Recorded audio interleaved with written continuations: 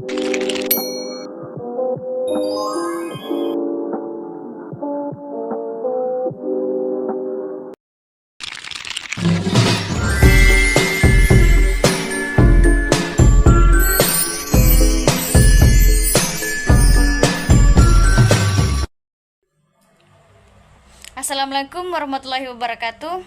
Perkenalkan, nama saya Claudia Aprilia dengan NIM A1124199. Nah, kali ini saya akan membahas tentang analisis konsep pendidikan seumur hidup menggunakan perspektif filsafat pendidikan dan contoh implementasi konsep pendidikan seumur hidup dalam praktik pendidikan. Pendidikan seumur hidup adalah gagasan bahwa proses belajar berlangsung sepanjang kehidupan, tidak terbatas ruang dan waktu, serta terjadi di sekolah, keluarga, masyarakat, dunia kerja, dan melalui pengalaman hidup. Proses pembelajaran tersebut, kita menjadi paham dan bisa mengambil manfaat dan hasil belajar tersebut. Konsep pendidikan seumur hidup. Yang pertama ada perennialisme. Perennialisme menekankan nilai universal dan kebijaksanaan abadi, di mana pendidikan seumur hidup dipandang sebagai upaya manusia untuk mempertahankan dan memperdalam nilai-nilai moral, etika, dan kebenaran abadi sepanjang hidup. Yang kedua, esensialisme. Esensialisme menekankan keterampilan dasar, disiplin intelektual, dan kemampuan penting yang dibutuhkan masyarakat. Pendidikan seumur hidup diperlukan karena pengetahuan esensial selalu berkembang. Yang ketiga, progresivisme. Belajar berpusat pada pengalaman dan pemecahan masalah. Progresivisme mendukung lifelong learning karena manusia selalu menghadapi tantangan baru yang memerlukan kemampuan belajar terus-menerus. Yang keempat ada rekreasionisme. Pendidikan bertujuan membangun perubahan sosial. Pendidikan seumur hidup mendorong warga berkembang menjadi individu yang kritis, peka malah sosial, dan berperan dalam transformasi masyarakat. Belajar tidak hanya untuk diri sendiri, tetapi juga untuk memperbaiki kondisi sosial. Yang kelima ada humanisme, yaitu menekankan perkembangan diri dan deaktualisasi potensi. Leveling education dipandang sebagai proses manusia untuk mengembangkan seluruh aspek dirinya, yaitu intelektual, emosional, sosial, dan moral. Yang keenam, konstruktivisme, yaitu pengetahuan dibangun berdasarkan pengalaman individu.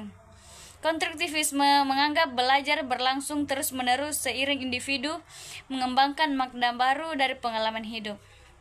Belajar tidak bersifat final, selalu berkembang sesuai konteks baru. Kemudian implementasi konsep pendidikan seumur hidup dalam praktik pendidikan. Yang pertama, dalam lingkungan sekolah, yaitu program literasi berkelanjutan,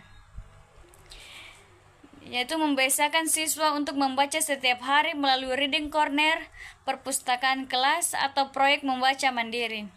Kemudian guru mendorong strategi membaca kritis yang terus digunakan siswa sampai dewasa. Yang kedua, pembelajaran berbasis proyek. Siswa belajar memecahkan masalah nyata melalui proyek jangka panjang.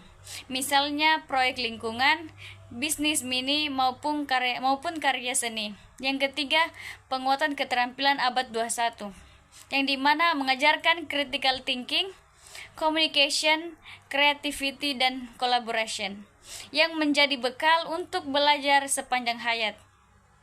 Yang keempat ada penilaian autentik. Siswa diberikan tugas yang menuntut mereka mencari informasi secara mandiri, riset kecil, portofolio, maupun presentasi. Kemudian dalam lingkungan keluarga. Yang pertama, orang tua menjadi model pembelajaran. Orang tua memperlihatkan kebiasaan membaca, menonton materi edukatif, atau mengikuti pelatihan sehingga anak belajar bahwa belajar berlangsung seumur hidup. Yang kedua, kegiatan eksplorasi bersama, yang dimana mengajak anak ke museum, perpustakaan, taman edukasi, atau kegiatan eksperimen sederhana di rumah. Yang ketiga, diskusi keluarga. Pembiasaan bertanya, berdiskusi, dan berdialog untuk menumbuhkan rasa ingin tahu sepanjang. Kemudian dalam pendidikan non-formal atau masyarakat.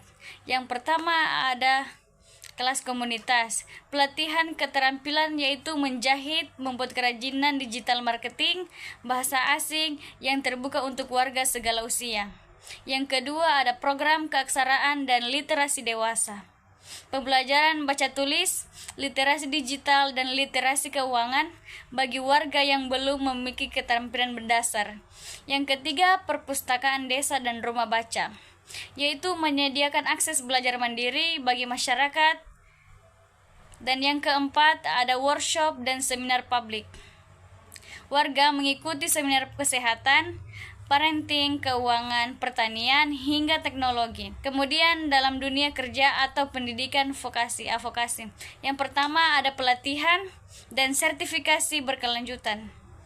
Karyawan mengikuti kursus, tersertifikasi profesi, atau pelatihan peningkatan kompetensi sesuai perkembangan teknologi. Yang kedua, upskilling dan reskilling. Belajar ulang atau meningkatkan keahlian untuk menyesuaikan diri dengan tuntutan pekerjaan baru, misal dari operator menjadi teknisi digital. Yang ketiga, belajar mandiri online. Penggunaan platform pembelajaran digital untuk meningkatkan kompetensi kapan saja. Dan yang terakhir, pada level individu. Yang pertama ada membaca dan mengikuti kursus. Individu secara mandiri belajar melalui buku, video edukasi, podcast, atau kursus online. Yang kedua, refleksi diri. Kebiasaan evaluasi pengalaman hidup, menetapkan tujuan belajar, dan memperbaiki diri.